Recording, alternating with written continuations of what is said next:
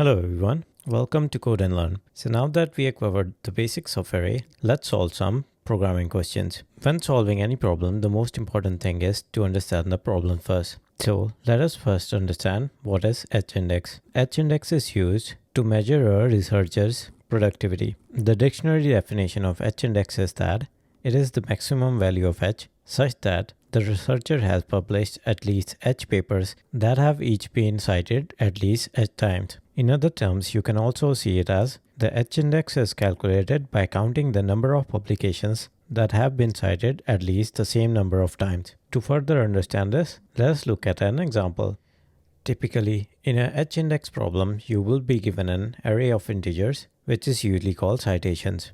Here, each element in the array represents the number of citations a researcher received for the ith paper. So you can say the first paper received 3 citations, the second 0, third 6th, fourth 1, and fifth was cited 5 times. So in this case, the researcher has 5 papers in total. Of these 5 papers, you can see at least 3 have been cited 3 times. So going by the index, paper 0 has been cited 3 times, paper 2 has been cited at least 3 times, and same with paper 4. So as such, the maximum value of h here is 3. Therefore, the h-index of this researcher is 3. To solve this problem, we can use a brute force approach. So we will start with the highest h-index possible. This will be done in an outer loop. In an inner loop, we will start counting the citations that are either greater than or equal to the h-index. That is, for first h-index, we will go through the array and calculate the number of citations that is greater than that h-index. At end of the inner iteration, we will see if the count of current citations is greater than or equal to h-index, then we have found the h-index. If not, we will set the h-index to one lower value,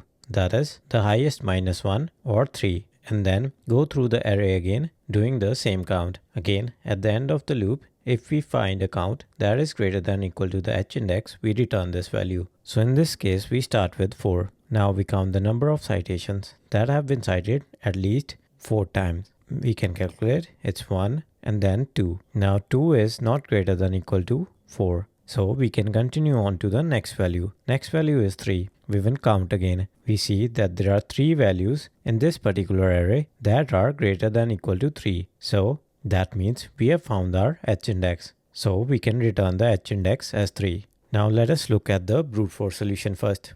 Let me call it h-index brute force. It takes an input array which is called citations, then returns an int value for the h-index. First, let us handle the edge case. So n, which is the length of the citations array or slice. If n is less than or equal to 1, this is our edge case. In this case, we just return n. Now let's start the outer loop. So we will start with the highest h-index value. We will say for h-index is equal to n, h-index greater than or equal to 0, h-index minus minus. Inside this, we will create a count to count the number of citations that are greater than or equal to the current h-index. Then we loop through the citations again, and if citation is greater than or equal to h-index, we increase the count. Now at the end of the inner loop, we can see if count is greater than or equal to h-index, we return the h-index. That is, we have found our h-index. Otherwise, we will just return n. So that is the brute force solution. Now please note that this problem has some edge cases. I will let you solve it because that will give you an opportunity to play with the code. Next, let us look at the optimized solution.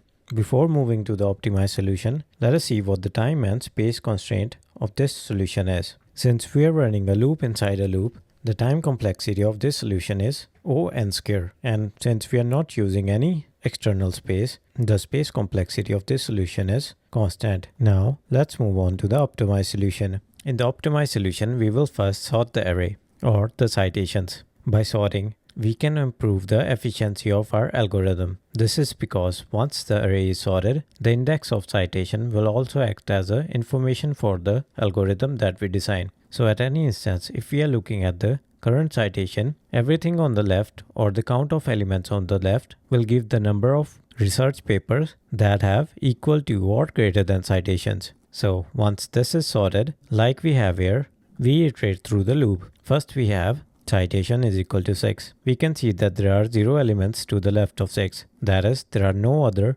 papers that have been cited 6 or more times. So we can move to next. Next we have 5. Again, at this point we can see there is only one paper besides 5 that has been sorted 5 or more times. So we can say that there are 2 papers in total which have been cited 5 or more times. Now we check if 5 is equal to, that is the current H index we are assuming is equal to the number of papers cited, that is 2. So that doesn't meet the definition of H index. As such, we move on to the next value, that is 3. In this case, we can see that there are 3 papers that have been cited 3 or more times. Since 3 is equal to the current H index, that is 3, we can return 3. Now let us look at the solution for this.